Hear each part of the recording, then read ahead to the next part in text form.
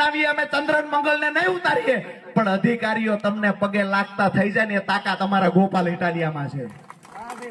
આજે અહીંયા ખાતર ન મળે ખેડૂતોને, ખાતર માટે આંદોલનો કરવાના. આઝાદીના 77 વર્ષ પછી ખાતર માટે આંદોલન કરવું પડતું હોય, ડૂબી મરવું જોઈએ. 30 વર્ષથી સત્તામાં બેઠા છો, ડૂબી મરવું જોઈએ સહકારી ક્ષેત્ર સંભાળનારા લોકોએ. અમારા ખેડૂતોને પાણી નથી મળતું, અમારા ખેડૂતોને ખાતર નથી મળતું. આજે અમે બાજુના ગામમાં ગયા, ડુંગળીના ભાવ 30 રૂપિયા 40 રૂપિયા ડુંગળીના ભાવ છે, છતાંય સ્ટેજ પર ખેડૂતોની વાતો કરતા શરમ નથી આવતી. કોણ સમજાવે આ લોકોને? અમારા ખેડૂતોના છોકરાઓને ચડિયું છે એ થીગડા મારેલી છે. અમે 25 વર્ષથી કામ કરીએ, અમારા ઘરનો મોભારો અમે નથી બદલી શક્યા. અમારા બેંકની પાસબુક જોવો, અમારા હાથ બાર ગીરવે પડ્યા છે બેંકમાં. ગોલ્ડ લોન સૌથી વધારે આ દેશમાં હોય તો અમારા ખેડૂતોની છે. શું કર્યું તમે 30 વર્ષથી સત્તામાં બેસીને?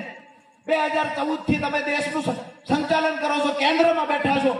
શું કર્યું તમે? એક તો નિર્ણય ખેડૂત માટે લીધો હોય એ બતાવો. આ નિર્ણય અમે ખેડૂતો માટે લીધો છે. આજે જાહેરમાં કહું છું, માંદરવડ ગામના આંગણેથી કે ગોપાલ ઇટાલિયાને ચૂંટીને મોકલો. એફિડેવિટ કર્યા બરાબર રાજુ કરપડા ખાતરી આપે છે કે અહીંયાથી ઇકોઝોન લાગુ ગોપાલ ઇટાલિયા છે ત્યાં સુધી નહીં થાય. ખેડૂતોને દેવા મુક્તિ ના મળે ત્યાં સુધીની લડાઈ અમારા લોકોની ચાલુ રહે છે. એકવાર ગોપાલભાઈ ચૂંટીને મોકલો, વિસાવદર વિધાનસભાના કાયમી અમે લોકો ઋણી રહીશું. ત્યારે જ્યારે પણ તમારા ગામમાંથી અવાજ આવે કે અહીંયા જરૂર છે, ત્યારે અમે તમારી વચ્ચે આવીને ઉભા રહીશું. વિષય એટલો જ છે કે આજે આખા ગુજરાતના ખેડૂતો મીટ માંડીને બેઠા છે.